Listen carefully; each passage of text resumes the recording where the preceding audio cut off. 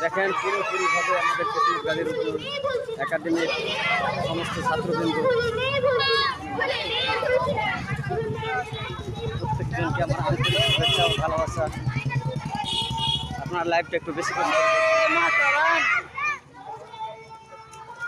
বন্দে সুরাই হাই করে দাও তো একটু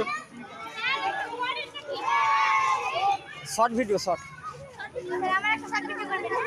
সে তো করলাম তো সবারই